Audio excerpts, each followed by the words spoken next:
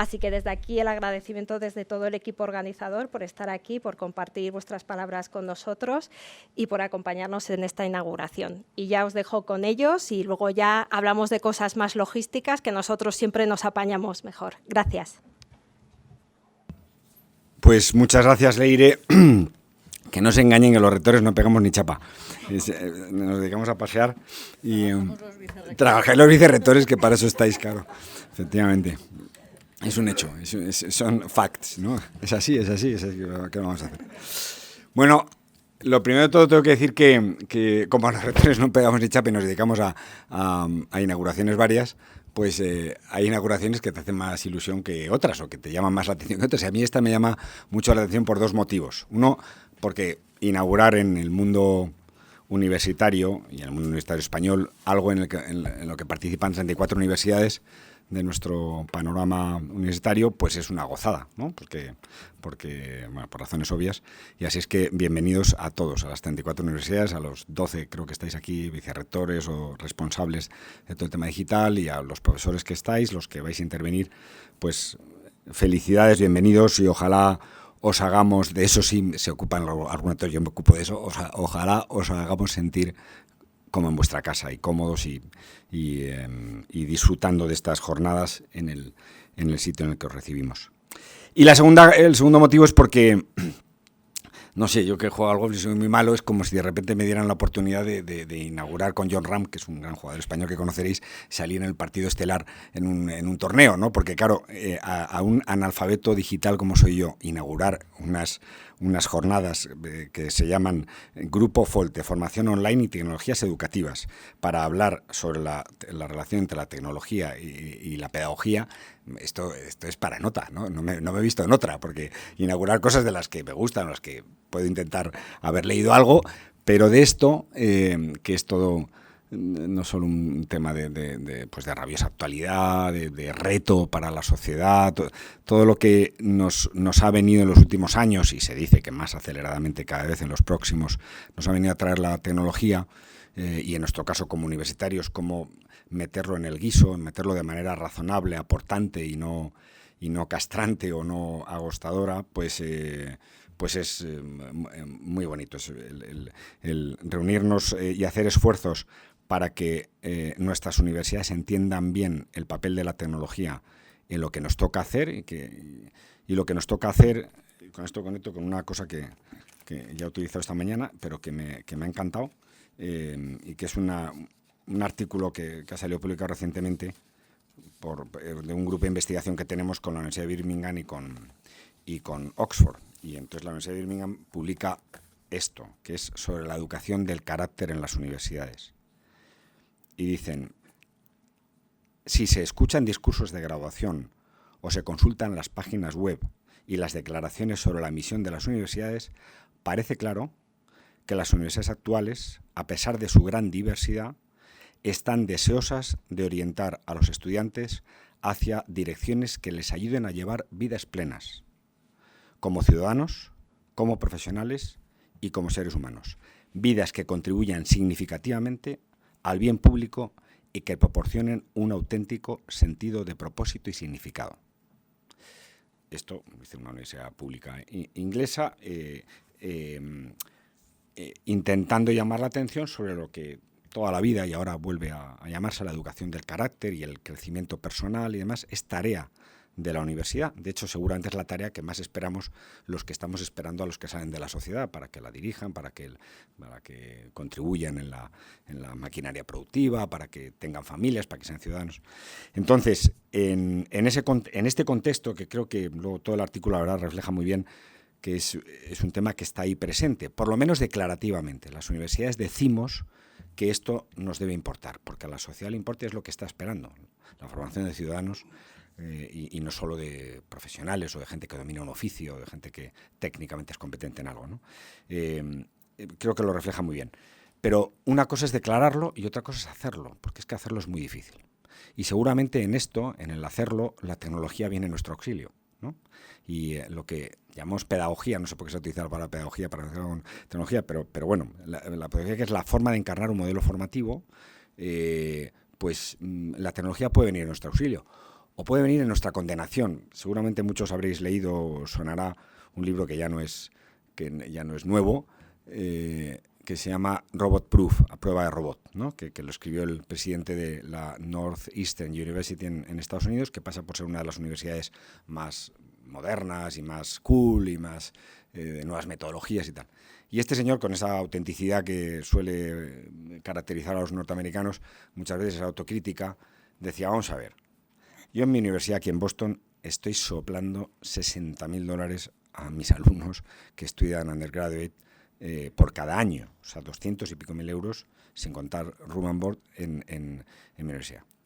Y realmente, si soy honesto, les estoy dando contenidos y formando en cosas en los que en un porcentaje muy grande les va a sustituir la inteligencia artificial, o la tecnología, la robotización. Entonces, ¿cómo enseñamos o nos atrevemos a cobrar esas barbaridades de dinero por algo que esté robot-proof, a prueba de robot? O sea, por algo que verdaderamente represente el valor añadido humano en la formación que damos, en este caso en la educación superior universitaria. Y me parece que estaba muy bien tirado. Él hablaba ahí de Humanics bueno, ponían en relación la bondad que puede ser de la tecnología. Bienvenida a la tecnología, bienvenida a la inteligencia artificial, bienvenidos los robots. No son los enemigos, pero se pueden convertir en nuestros enemigos si no sabemos entender cuál es lo más genuinamente humano de la formación y de la aportación que los que se forman tienen que hacer en la sociedad. Y, por tanto, las universidades, cómo preparar para eso en lo que se tienen que formar. Bueno, pues esto para decir que creo que es el reto más grande que tenemos las universidades. Ya en Bolonia se hablaba de estas competencias transversales, que además de las técnicas, sí, pero el meter mano a las competencias transversales, más allá, un poquito de trabajo en equipo, un poquito de tal, igual, pero al final todos seguimos enseñando aquello que hemos aprendido nuestros maestros en nuestra asignatura concreta, específica y aislada de las demás.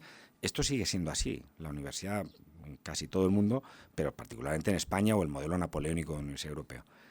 Con lo cual ya nos va bien o ya necesitamos pensar de qué manera integramos saberes, de qué manera ponemos en conexión y tumbamos fronteras, en este caso, por ejemplo, entre la tecnología y la pedagogía, de qué manera, además de los conocimientos estrictamente técnicos y profesionalizantes, con todo lo importantes que son, somos capaces de ir ahormándolo en un contexto que contribuya a esto que decía este artículo y que decíamos del crecimiento de la persona, no solo del crecimiento de los conocimientos de la persona o de las habilidades en los oficios de la persona.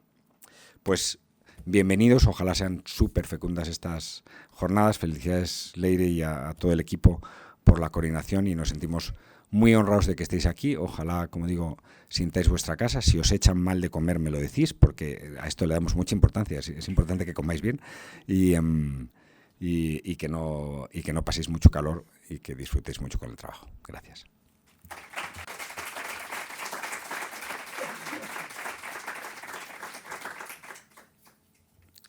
Yo no sé si estaréis de acuerdo conmigo, pero creo que vivimos un momento apasionante para las universidades. Un momento que incluso podríamos llamar de crisis, pero entendiendo la crisis como esos momentos oportunos para una transformación. Hay, y esto lo digo por muchas razones en las que no voy a entrar, porque una de ellas, quizá la más importante, es precisamente la cuestión tecnológica. Estamos viviendo una era de avances tecnológicos imparables que nos llevan a una auténtica transformación digital. Y esto estoy segura de que todos los que estáis aquí entendéis la profundidad y todo el impacto de lo que esto supone, porque todavía hay muchos por ahí que siguen pensando, como alguno ha dicho, que esto consiste en meter toda la universidad en un ordenador y ya. Pero sin duda tiene otras muchas derivadas que vosotros conocéis bien. La pandemia es cierto que nos ha ayudado a dar un grandísimo paso adelante, que hemos conseguido que muchísimos profesores muy reacios a la tecnología pues accedieran un poquito al aula virtual, descubrieran todas las bondades que nos ofrece la tecnología y la digitalización. Es cierto que ha abierto pues caminos de exploración a nuevos usos de estas tecnologías, como en cualquier otra empresa. En esto la universidad no es distinta de cualquier otra institución o empresa que está transformando sus procesos de trabajo y muchísimas otras cuestiones gracias a la tecnología. Pero aparte de ese uso que nos puede liberar de tiempo y nos puede hacer la vida más fácil, hay también otro proceso de transformación más disruptivo, podríamos decir, ¿no? Y más ambicioso, que nos puede llevar a implantar en la universidad pues, innovaciones muy relevantes y con un impacto muy transformador en la docencia. Es muy relevante, por ejemplo, todo lo relacionado con la inteligencia artificial. Si damos una vuelta por el campus, yo creo que la conversación más frecuente se centra en el ChatGPT. Entonces, hay quienes quieren prohibirlo.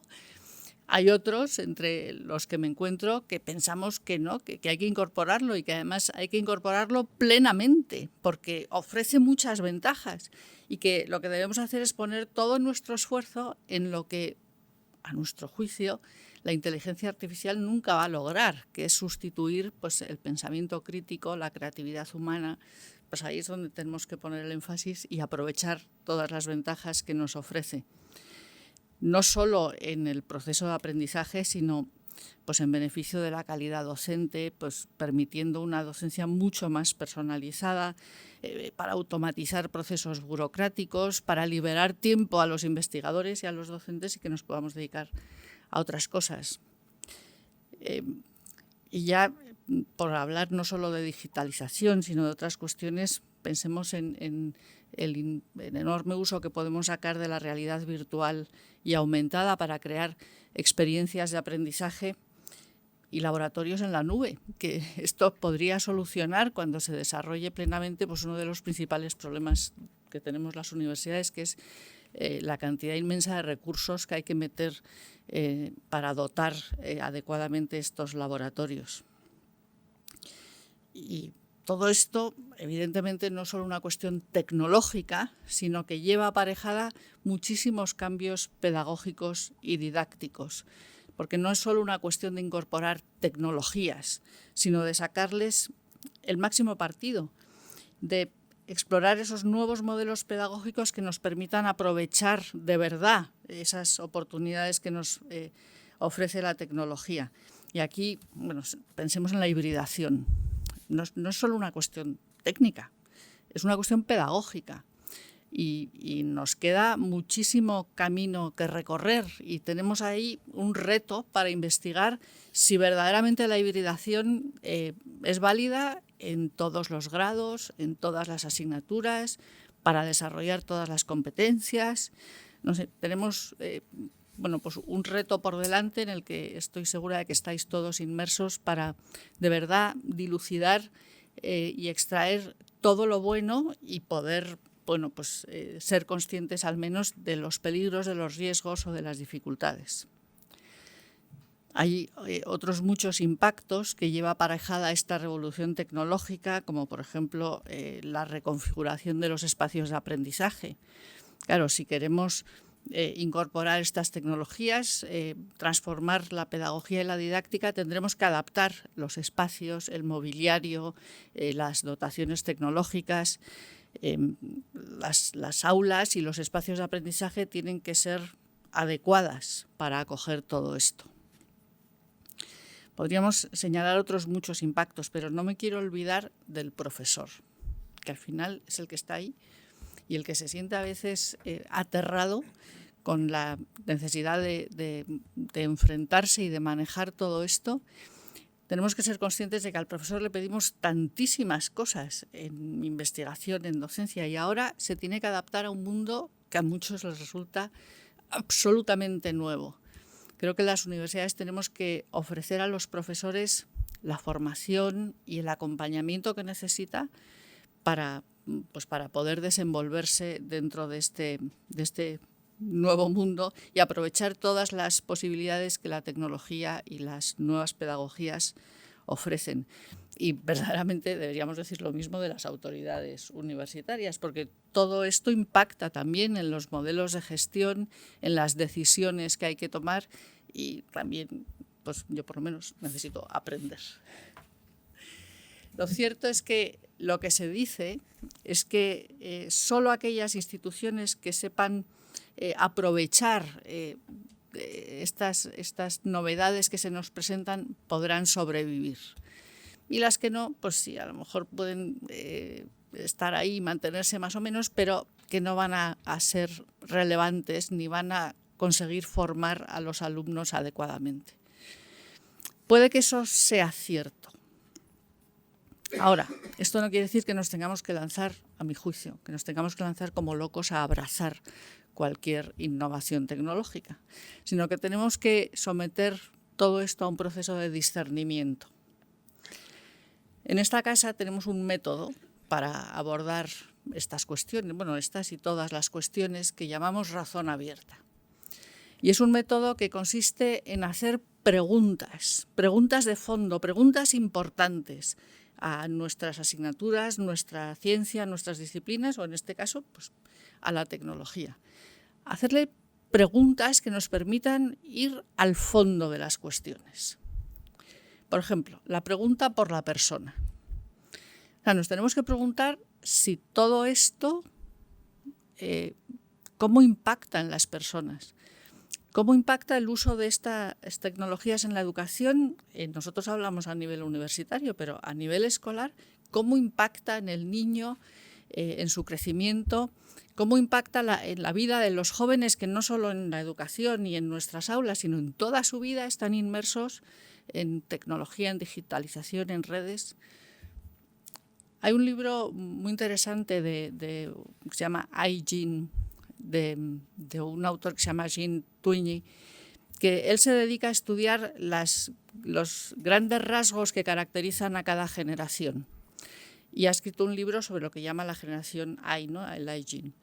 Y detecta una serie de rasgos muy característicos, algunos buenos, otros no tan buenos, pero que es bueno conocerlos porque, sin duda, el crecer inmersos en esta tecnología no es inocuo, tiene un impacto.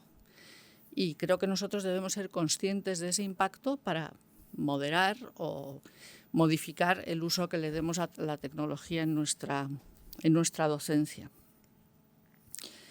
Hay otro libro muy interesante de una autora que se llama Megan O'Giblin, que se llama God, Human, Animal, Machine. Y ella en este libro habla de la urgencia de recuperar nuestra dimensión animal. ¿Y cuál es nuestra dimensión animal o a qué se refiere ella? Pues a la corporalidad. Somos seres corporales. ¿Y qué ocurre cuando nos movemos en entornos digitales? Pues sin duda tiene un impacto en la persona. Y ella habla de la necesidad de recuperar pues esa dimensión corporal, táctil, el táctil no digital, me refiero al cuerpo con cuerpo. Los sentidos que nos dan acceso al mundo exterior, la subjetividad, la conciencia. La verdad es que hay mucha literatura alrededor de esta cuestión antropológica, porque indudablemente nosotros, las personas, nuestras relaciones, pueden llegar a resentirse con un uso inadecuado de la tecnología. Otra pregunta que podemos plantear es la pregunta epistemológica, que se refiere a la pregunta por la verdad. Y es una pregunta muy pertinente en este ámbito cuando, sobre todo, hay momentos en los que no se puede distinguir lo real de lo virtual o la persona de su réplica y que puede producir tanta confusión en mucha gente, ¿no? El otro día en otra charla hablábamos de ese fenómeno que llaman FOMO, ¿no? El Fear of Missing Out, que lleva a la gente joven a estar permanentemente conectada para no perderse nada, cuando lo que se están perdiendo es el mundo real, sus amigos reales, sus relaciones reales. Entonces, pues todo esto son alarmas que nos tienen que hacer ver que con lo fantástica que es la tecnología, a veces, si la usamos mal, pues puede no ser tan buena. Si la usamos mal, si al final estamos hablando de una herramienta que puede potenciar todo lo bueno o potenciar también lo malo, ¿no? Pero planteando la cuestión por el bien, es fantástico, por ejemplo, y en relación con la educación superior, cómo la tecnología ha permitido que la enseñanza universitaria deje de ser un privilegio de unas élites. que viven en un mundo desarrollado y que llegue pues prácticamente a todos los rincones del mundo. Y eso explica pues una demanda creciente de gente de todos los lugares que por fin tiene acceso a una educación superior. Bien, en un momento de transformación como el que estamos viviendo, creo que no podemos esquivar estas preguntas de fondo. Son preguntas también por la felicidad, por el sentido. A veces se plantea la tecnología de una forma un poco mesiánica, ¿no? Como si fuera a solucionar todos los males de la humanidad y fuera a salvarnos de todo y ofrecernos una felicidad infinita. Pero ¿es así? Como universidades creo que nos tenemos que plantear cómo utilizar estas tecnologías, cómo utilizarlas de la mejor manera para el crecimiento de nuestros alumnos y para el nuestro propio. ¿Cuál es nuestra propuesta en este escenario digital, tecnológico, fluido, cambiante? Cada cambio de época trae consigo grandes preguntas y creo que en el momento en que estamos viviendo estas se plantean con mucha fuerza. Así que si encontráis respuestas, compartidlas. Muchas gracias.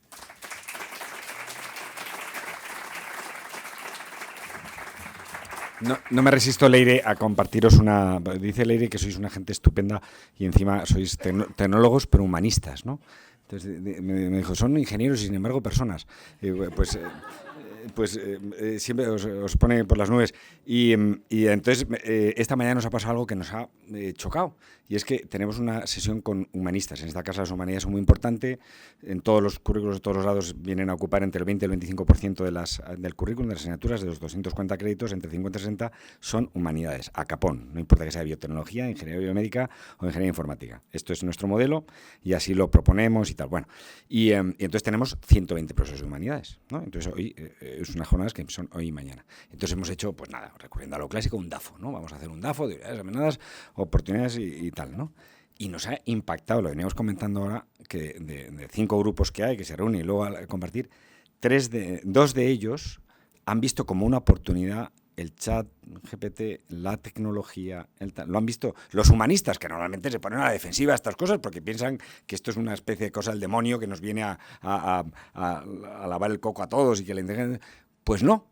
Los humanistas, entonces esto es algo está pasando de bueno. A mí me ha llamado muy positivamente la atención y quiere decir que tenemos un campo de juego que jugar los que se dedican a las humanidades y los que os dedicáis a la tecnología, os dedicáis más a la tecnología, un campo de juego preciosísimo y con mucho reto para jugar ese partido bien. Gracias.